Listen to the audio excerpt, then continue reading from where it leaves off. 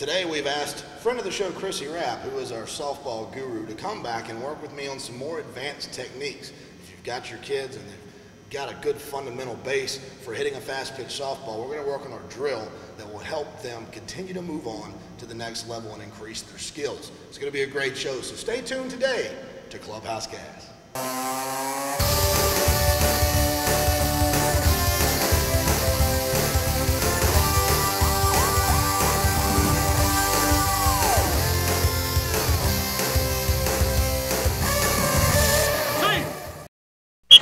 Today we're joined again by friend of the show, Chrissy Rapp. Chrissy, thanks for joining us. Thanks, Casey. And we're going to work on at least one drill for a softball player who's more advanced, like me, since I've been through the Chrissy Rapp Basics of Softball School here on Clubhouse Gas. Absolutely. All right, so what are we going to do today? We're going to talk about the concept of contact points. So it's just going to be one drill, but it really is huge as far as an athlete being able to be successful at the plate at the higher level.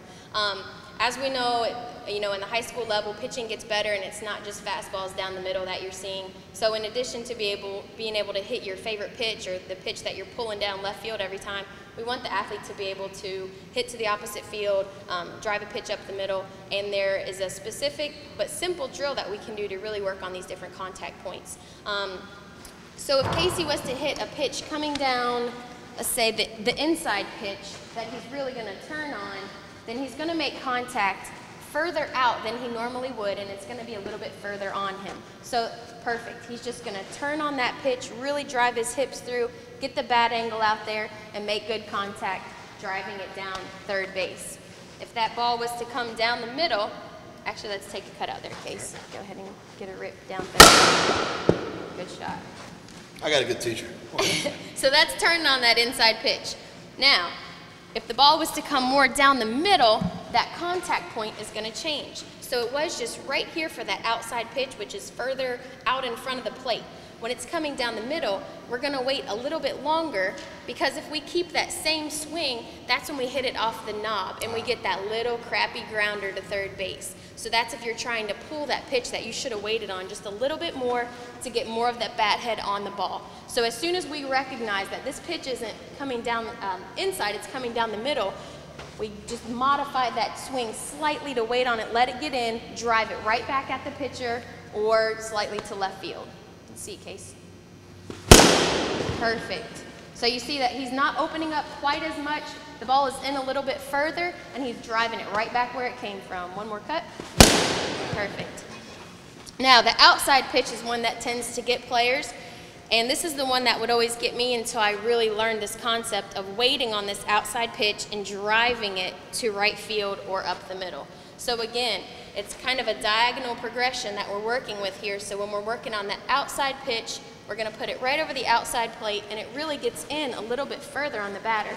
So you're going to keep that bat angle, but just wait until that ball is closer in on you to drive it. Again, if we open up and we start to pull it, not even going to make contact or barely knob it off the end of the bat and get that grounder. So Casey's going to wait a little bit longer, let it get in on him, and drive it to the opposite field. Perfect. We'll take one more cut. Good, excellent. So that's the basic concept of hitting contact points. The progression from here would be to move to front toss. So having players say only attack the outside pitch, only attack the inside pitch, only attack the pitch down the middle, or telling you afterwards where that pitch was that they just hit, just to increase their awareness of pitch selection. So you do your front toss two ways. You would do it throwing it in and out and telling the player only hit the outside pitch or only hit the inside pitch. Right. And then you would do throw it in and out, and after every pitch, tell me where it was. Absolutely, to make them recognize, instead of just going in and hacking at everything the same way. It's about awareness of being a smarter hitter. Absolutely. Is there any way that you could work with Andrew Jones? You know what? Never mind. He's gone. He's no longer a Brave, so we'll be all right. Chrissy, thanks for joining us. Thanks for having me. I'm going to go play fast pitch softball now. Put on a wig. I bet they'd take me. We'll see you right back here tomorrow. It's Clubhouse Gas.